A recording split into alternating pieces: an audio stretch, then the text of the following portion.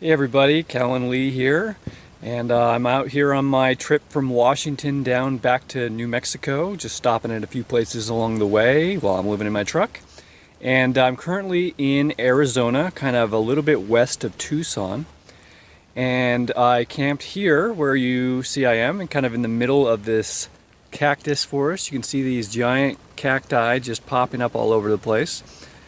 And there's actually lots of different types of cacti around here, so I don't actually know what kind they all are, so I was hoping you as viewers would help me figure that out. And also, if you happen to know if it's possible to eat any of these, and if so, the best strategy to go about doing that, I'd be very interested. So let's first take a look at the most obvious one. You can see the one behind me, and let's go take a quicker look.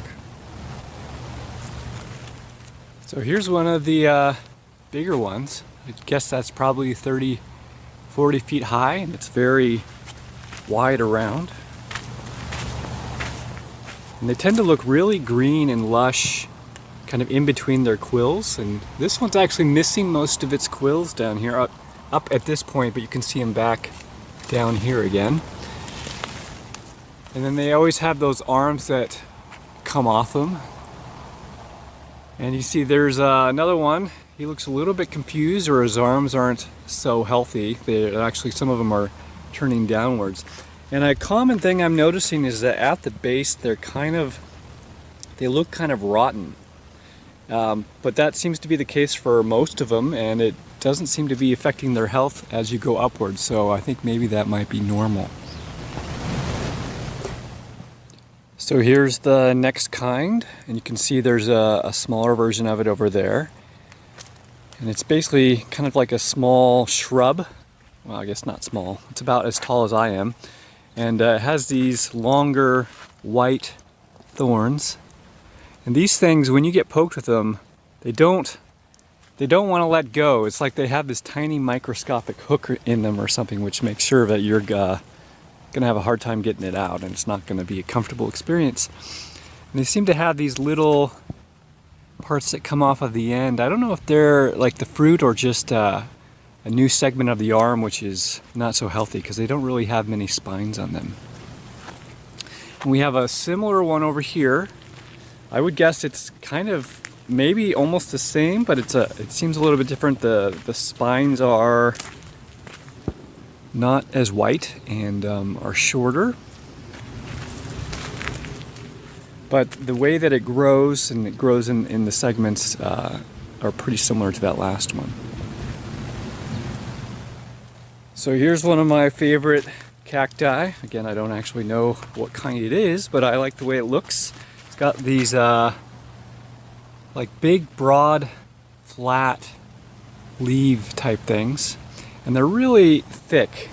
So they look like they have a lot of juice in them. I don't know if you could actually eat it or not.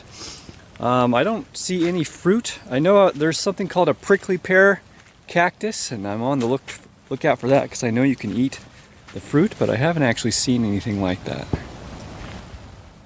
And just as I finish saying that, I walk across this cactus here, kind of a short, squat little guy, and you can see a little one over there. And these guys have lots of different thorns on them. They have these little ones that actually curve back and go back towards the direction that they grew, like they're trying to grab onto something. And then it has a little smaller hooks, not hooks, but thorns that kind of just go straight out. And then at the top here, looks like there's some kind of fruit here. So they're just starting to pop off. So I don't know if this is a prickly pear cactus, or if it's not, if that fruit there could be eaten. So if you know, just let me know. So something to keep in mind if you're coming out to a place like this is, especially if you're someone like me who likes to be walking around barefoot, is that all of these cacti, they started out much smaller than they look when you're looking around. And so there's actually quite a few just tiny little things just poking out of the ground, which actually do have thorns, which really will get embedded in your foot. And they also have that kind of little hook thing, that microscopic hook thing that actually makes them hard to pull out. It's not like a straight needle. Even though it looks like a straight needle, when you try and pull it out, it wants to grab on and you have to really yank it.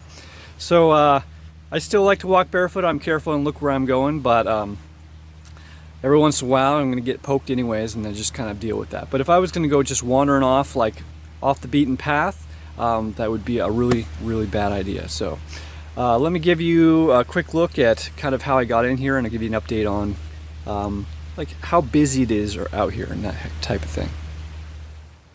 So that's the road that I came in on, and you can see it's fairly narrow, but it's not too rough. It is a little bit sandy, and so if it were wet here, it might be an issue for someone without four-wheel drive. And that road takes you deeper in, and it gets more narrow the farther you go. I mean, as you get past this point where I'm parked, there's my truck right there, you actually, one of your wheels is actually going to be up on the bank, so I imagine it gets pretty rough as you go out that way. And so I like to get out to places that not many people are, because I don't, I actually like to be naked out in nature, and so the farther out I get, the less problem I have to worry about people driving up on me and me having to scramble to hide or put some clothes on just so they're not uncomfortable.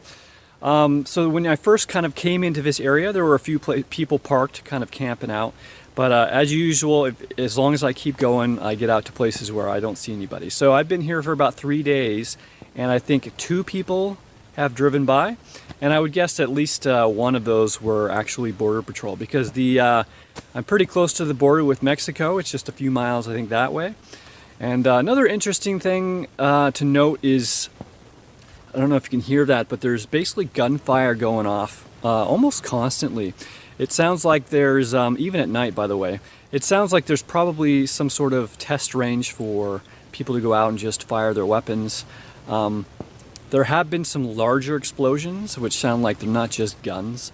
So it may be a military type situation. So just keep that in mind. I would say if you come out here and you start hearing that type of stuff, probably don't keep going too far that direction, because who knows, they may not be firing into something which is going to stop the bullet, and it may be your vehicle or your property or your body which is stopping their bullet. So just something to keep in mind. All right, so that's the update on where I'm at on my trip back down to New Mexico.